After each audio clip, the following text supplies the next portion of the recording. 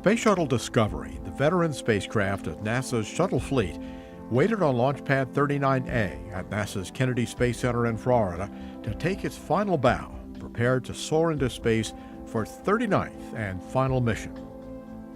Commander Steve Lindsay, on his 5th shuttle flight and 3rd on Discovery, led the way out of the operations and checkout building where the astronauts donned their orange flight suits. Striding down the ramp and waving to a cheering crowd with Lindsay were pilot Eric Bowe, mission specialist Alvin Drew, Steve Bowen, Nicole Stott, and Michael Barrett. In an extraordinary gesture of respect for each other and the vehicle that will take them into space, the crew stopped for a quiet moment and huddled together before their momentous journey. Go for main engine start. We have main engine start. 2, 1. Booster ignition and the final liftoff of Discovery. A tribute to the dedication, hard work, and pride of America's space shuttle team.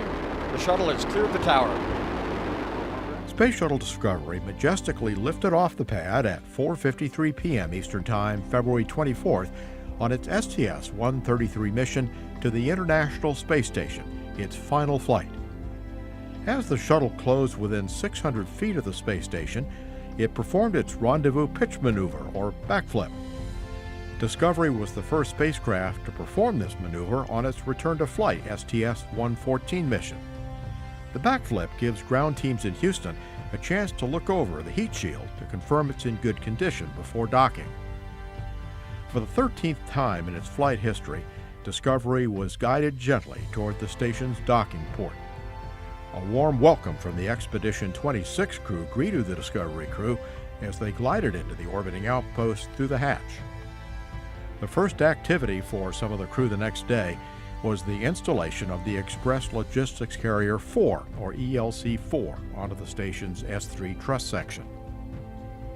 Pilot Eric Bowe and mission specialist Alvin Drew controlled the arm from the flight deck of the shuttle, while mission specialists Michael Barrett and Nicole Stott manned the controls of the Canadarm2 from inside the cupola module to grapple the carrier and move it into position.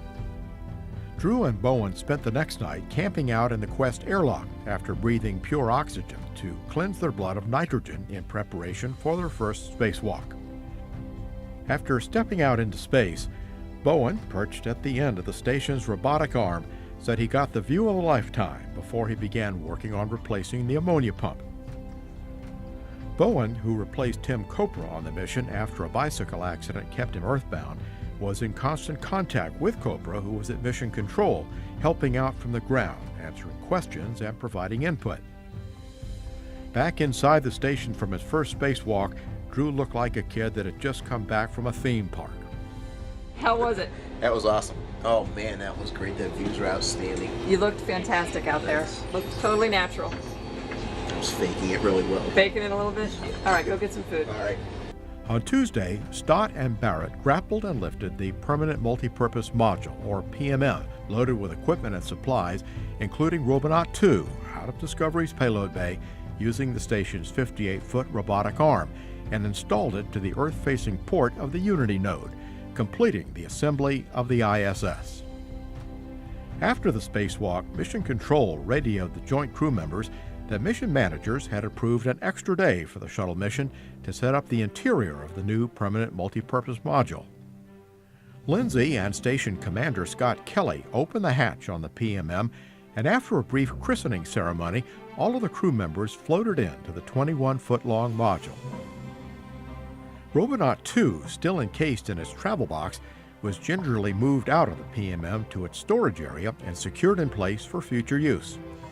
Discovery and ISS, please stand by for the President. Hello, everybody. Hello, Mr. President. Welcome aboard the International Space Station.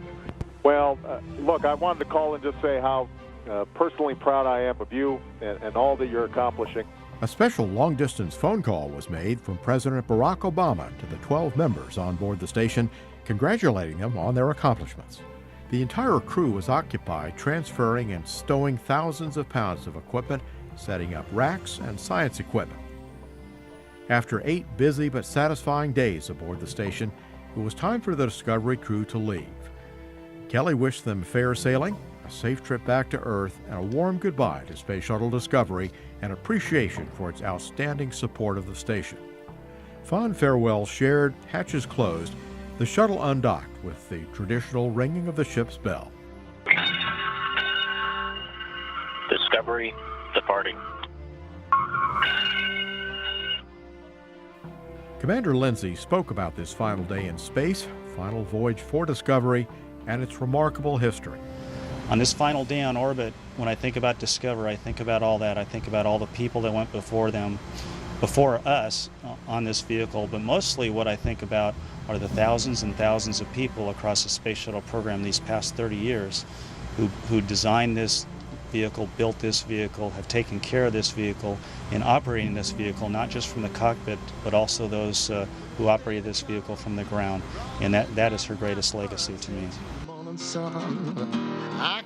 A last and a first took place on the same mission when the crew's wake-up song was performed live from Mission Control in Houston by Big Head Todd and the Monsters, singing their song Blue Sky on Discovery's last day in space. New song for the world. Good news for Mission Control informed the crew that they were cleared for a deorbit burn on the first landing opportunity at NASA's Kennedy Space Center in Florida. The day was clear as a bell and picture perfect as Discovery broke through the atmosphere from a brilliant blue sky, trailing the twin sonic booms, heralding its approach. Landing for the final time on runway 15 at Kennedy Shuttle Landing Facility at 11:57 a.m. Eastern Time, March 9th, Discovery completed a flawless 13-day mission. To its credit, Space Shuttle Discovery logged an incredible 39 missions, a total of 365 days in space, traveling 148.2 million miles by the end of its remarkable history.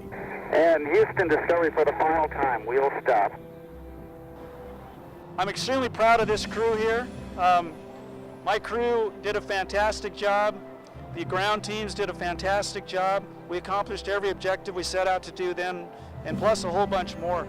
It was a privilege to be able to be in charge of her for just a couple of weeks, and I'm sad to give her back, but I could imagine giving her back into better hands than this group right here.